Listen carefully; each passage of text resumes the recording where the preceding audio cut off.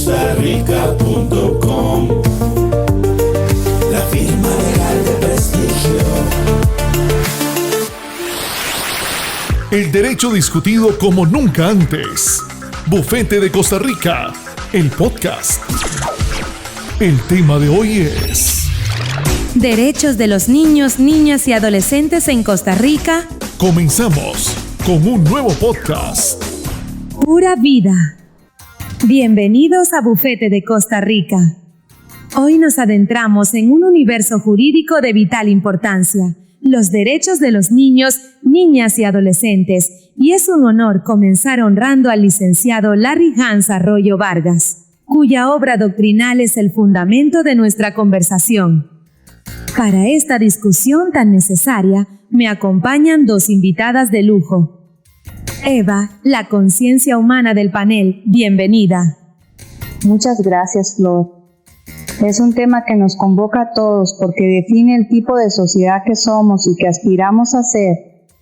Y también está con nosotros Paula, nuestra catalizadora, siempre lista para conectar la norma con sus efectos prácticos. Bienvenida, Paula. Gracias, Flor. Un gusto estar aquí para analizar un andamiaje legal que en el papel es impresionante, aunque el verdadero reto es ver cómo se vive día a día. Precisamente, Paula. Y para empezar, centrémonos en la viga maestra, el principio del interés superior. Eva, a menudo escuchamos esta frase, pero desde una perspectiva humana y ética, ¿cómo trascendemos el eslogan? ¿Qué significa en la práctica poner ese interés por encima de todos los demás? Significa un cambio de paradigma total, Flor. Implica dejar de ver al niño como una posesión de los adultos y empezar a verlo como una persona con dignidad y necesidades prioritarias. Ahora, en un divorcio, la pregunta clave no es qué es más justo para los padres, sino qué entorno garantizará el desarrollo más pleno para el niño. Ante una política pública no es solo cuánto cuesta, sino cuál es su impacto real en su bienestar. Es una brújula moral que debe guiar cada decisión. Y esa brújula moral, Eva, necesita un norte claro para no caer en la subjetividad. Lo interesante del sistema TICO es que la ley le da coordenadas precisas. No dice simplemente, haga lo mejor para el niño, sino que le da al juez o funcionario una lista de factores a ponderar. Ahí la buena intención se convierte en una herramienta jurídica tangible y auditable. Exacto, Paula. Ese punto es crucial. La ley no deja el concepto a la libre interpretación, así que hablemos de esa operacionalización. ¿Cómo se transforma un principio tan elevado en una norma de aplicación directa para un funcionario del PANI o un juez de familia? Lo hace a través de un test casi obligatorio, Flor. El artículo 5 del Código de la Niñez y la Adolescencia le exige al funcionario no decidir por instinto, sino analizar y justificar su decisión en base a la edad, madurez, condiciones socioeconómicas y fundamentalmente la propia opinión del niño si tiene madurez para dar. Es un mandato directo que reemplaza la subjetividad con criterios objetivos. Y eso es revolucionario, porque rompe con la idea del niño como un ser pasivo. Obliga a la autoridad a valorar su autonomía progresiva y a preguntarse, por ejemplo, si la opinión de un adolescente tiene el peso que su madurez amerita. No es un objeto en disputa, es el sujeto principal del proceso y su voz madura debe ser un factor preponderante. Es fascinante cómo un artículo puede reconfigurar un área del derecho. Pero para que este principio se imponga incluso sobre los intereses de los padres, debe tener un anclaje más profundo. Paula, ¿de dónde emana esa autoridad suprema? ¿Cuál es el fundamento constitucional y de tratados que le da poder vinculante? Emana directamente del artículo 51 de la Constitución, Flor. Pero el verdadero motor es el bloque de convencionalidad. Nuestro sistema, a través del artículo 7, da los tratados de derechos humanos, como la Convención sobre los Derechos del Niño, una jerarquía superior a las leyes, creando un estándar de protección dinámico y siempre en ascenso. Y eso tiene una implicación humana profunda. Significa que nuestra vara para medir la protección no es estática, sino que se eleva con los estándares internacionales. No es solo lo que Costa Rica dice, sino lo que el mundo civilizado reconoce como dignidad mínima. Como dice la Convención Americana, la protección es una obligación tripartita de la familia, la sociedad y el Estado, una red que nos involucra a todos. Es una construcción impresionante. Ahora, si ese es el fundamento constitucional y convencional, ¿qué se edifica sobre él? Paula, ¿cuál es ese catálogo detallado de derechos que la ley les reconoce? Se edifica un catálogo muy sofisticado y con una estructura dual, Flor. El artículo 10 del Código establece que gozan de todos los derechos humanos, más los específicos de su condición. Pero, y esto es claro, también tienen responsabilidades acordes a su madurez. No se les ve como incapaces, sino como ciudadanos en formación. Y dentro de ese catálogo hay hitos de dignidad humana. Pensemos en el artículo 24 bis, que prohíbe explícitamente el castigo físico y el trato humillante. Es una declaración radical donde el Estado interviene para decir que la violencia como método disciplinario, aunque esté culturalmente aceptada, es una vulneración de derechos. Esa intervención en la esfera privada, Eva, es un punto de inflexión. El Estado protege al niño del daño, pero a la vez reconoce a la familia como el entorno ideal. Paula, ¿cómo se equilibra esa tensión y se protege el derecho a vivir en una familia que sea, al mismo tiempo, digna y segura? El sistema lo equilibra con la filosofía de prevención antes que intervención. Flor. La separación familiar es la última ratio. Antes de llegar a eso, el artículo 31 obliga al PAN y al IMAS a agotar todas las vías de apoyo a los padres, ya sea con capacitación, orientación o asistencia económica. No se castiga la pobreza, se combate. Y esa es la clave humana del sistema. Reconoce que el problema a menudo no es la falta de amor, sino de recursos. En lugar de romper el vínculo, el Estado busca fortalecerlo. Y si la separación es inevitable, la ley sabiamente prioriza a la familia extensa, abuelos, tíos, para proteger el mundo emocional del niño antes de considerar una institución. Eso demuestra una comprensión profunda de sus necesidades. Pero el derecho a un entorno familiar va ligado a un nivel de vida adecuado. Paula, ¿cómo se asegura ese piso mínimo más allá del apoyo estatal inicial? Se asegura con una pensión alimentaria muy amplia y un respaldo estatal. No se trata solo de subsistencia. La ley incluye gastos de educación, salud y hasta terapia. Si el obligado no puede o no paga, el artículo 38 activa un subsidio del Estado vía IMAS, creando una red de seguridad contra las fallas de los adultos. Entiendo, es un sistema de protección en cascada que fortalece a la familia y si falla, el Estado interviene. Pero para un desarrollo integral, hay pilares que son obligaciones directas del Estado. Paula, ¿cómo se articulan los derechos a la salud y la educación como herramientas de desarrollo? Se articulan de forma muy proactiva, Flor. En salud, el artículo 40 garantiza atención directa y gratuita, incluso sin documentos. Pero el verdadero cambio de paradigma es que el artículo 49 convierte a los profesionales de la salud en agentes de protección, obligándolos a denunciar sospechas de maltrato por encima del secreto profesional. ¿Y ese es un mensaje transformador? Significa que el consultorio o el EVAIS es un refugio seguro donde su integridad es la prioridad. Lo mismo ocurre con la educación. La ley concibe las escuelas como entornos protectores, donde los educadores tienen el mandato de detectar, reportar y actuar ante el abuso o la exclusión. Entiendo. Los sistemas universales se convierten en una red de protección activa.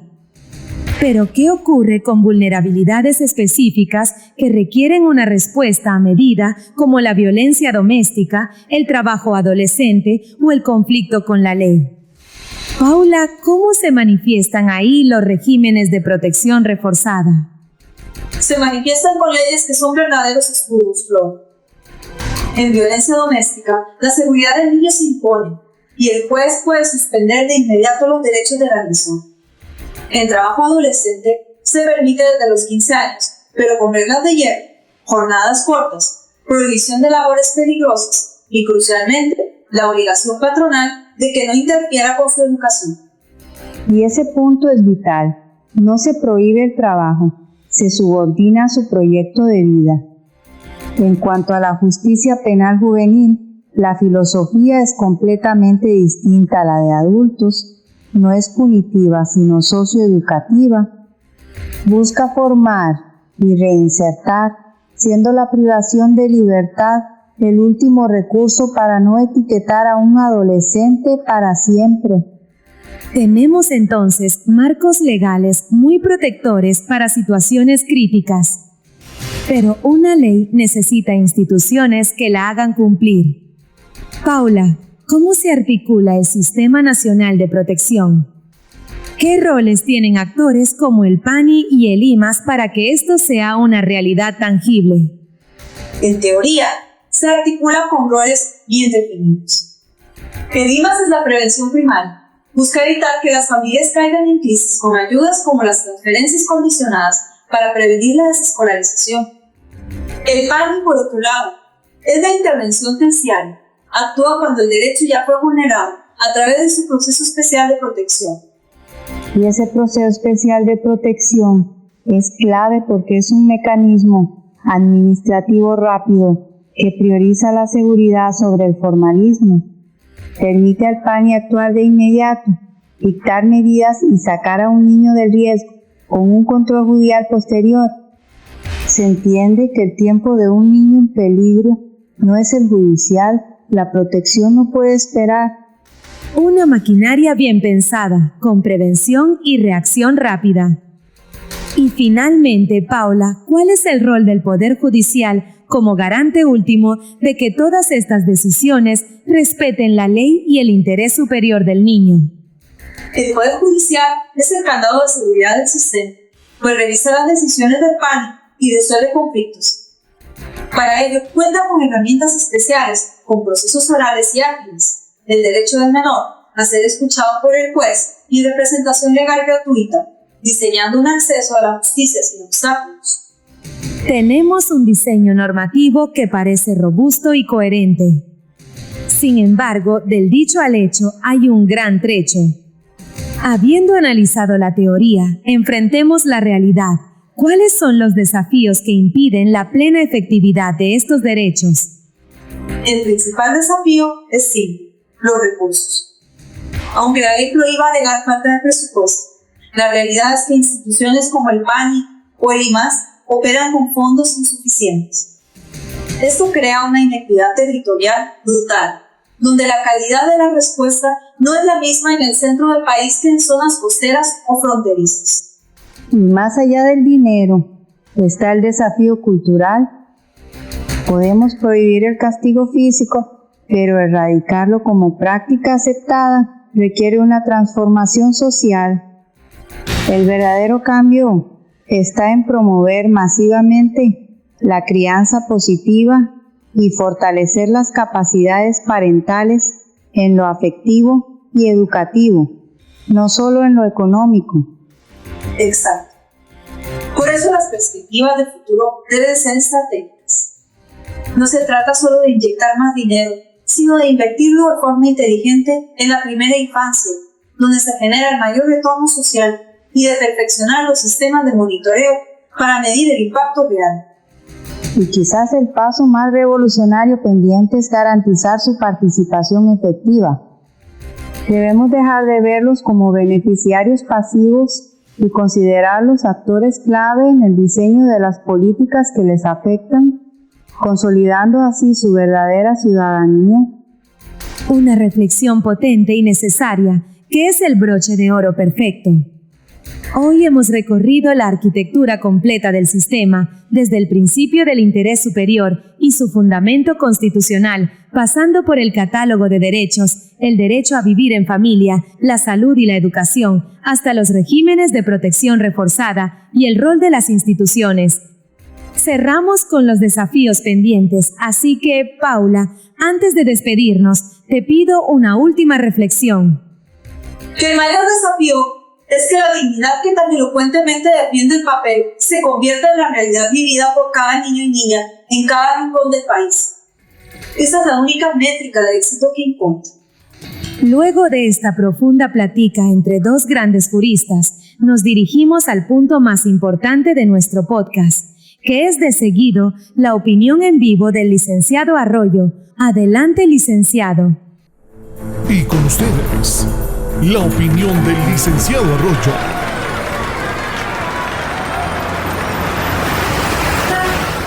La protección de los derechos de la niñez y la adolescencia no puede seguir siendo un mero catálogo de buenas intenciones, un listado de normas anclado en paradigmas del siglo pasado.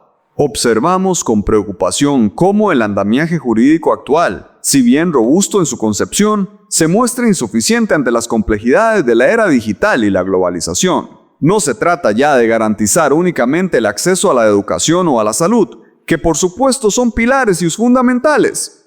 El verdadero desafío, el que definirá nuestra estatura como sociedad, radica en la esfera de lo intangible. Estamos legislando para proteger su identidad digital, para salvaguardar su derecho a la desconexión en un mundo hiperconectado, para defenderlos de la manipulación algorítmica que moldea sus percepciones desde la cuna. La discusión no puede seguir centrada en el castigo físico, un debate que ya debería estar superado y es, francamente, anacrónico. La verdadera violencia, la más insidiosa, se ejerce hoy en el ciberespacio, en la exposición no consentida, en el bullying digital que trasciende las paredes de la escuela y en la arquitectura de plataformas diseñadas para capturar su atención y sus datos sin un ápice de consideración por su desarrollo neuropsicológico. Es imperativo, por tanto, trascender la visión tradicional del Patronato Nacional de la Infancia y del Código de la Niñez y la Adolescencia. Debemos empezar a concebir un nuevo pacto social, un pacto que incorpore neurocientíficos, ingenieros de software y eticistas en la formulación de políticas públicas. Se requiere una simbiosis entre el derecho, la tecnología y las ciencias del comportamiento. El futuro nos exige pensar en figuras como el habeas data para menores, el derecho al olvido digital efectivo y la responsabilidad civil de las corporaciones tecnológicas por los daños a la salud mental de nuestros jóvenes. No podemos seguir aplicando soluciones analógicas a problemas digitales. La defensa de las personas menores de edad hoy es la defensa de la arquitectura misma de nuestra sociedad futura. Requiere de temple, de visión y sobre todo de la audacia para legislar, no para el presente, sino para el mañana que ellos heredarán.